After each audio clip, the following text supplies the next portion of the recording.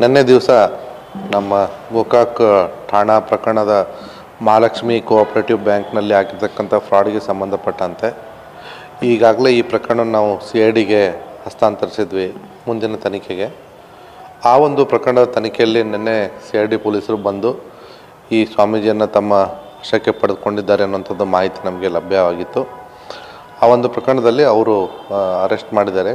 ಈಗ ಮುಂದಿನ ಕಾನೂನು ಪ್ರಕಾರವಾಗಿ ಅವರು ಕ್ರಮವನ್ನು ಕೈಗೊಳ್ಳಲಿದ್ದಾರೆ.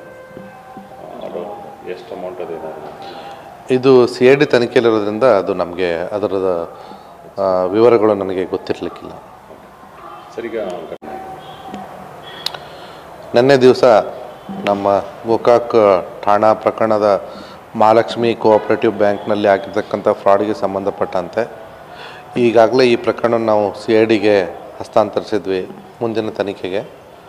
ಆ ಒಂದು ಪ್ರಕರಣದ ತನಿಖೆಯಲ್ಲಿ ನಿನ್ನೆ CID ಪೊಲೀಸರು ಬಂದು ಈ ಸ್ವಾಮೀಜಿಯನ್ನು ತಮ್ಮ ವಶಕ್ಕೆ ಪಡೆದುಕೊಂಡಿದ್ದಾರೆ ಅನ್ನೋಂಥದ್ದು ಮಾಹಿತಿ ನಮಗೆ ಲಭ್ಯವಾಗಿತ್ತು.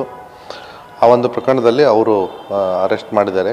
ಈಗ ಮುಂದಿನ ಕಾನೂನು ಪ್ರಕಾರವಾಗಿ ಅವರು ಕ್ರಮವನ್ನು ಕೈಗೊಳ್ಳಲಿದ್ದಾರೆ. ಎಷ್ಟು ಅಮೌಂಟ್ ಅದೇ ಇದು CID ತನಿಖೆಯಲ್ಲಿರೋದ್ರಿಂದ ಅದು ನಮಗೆ ಅದರ ವಿವರಗಳು ನನಗೆ ಗೊತ್ತಿರಲಿಕ್ಕಿಲ್ಲ.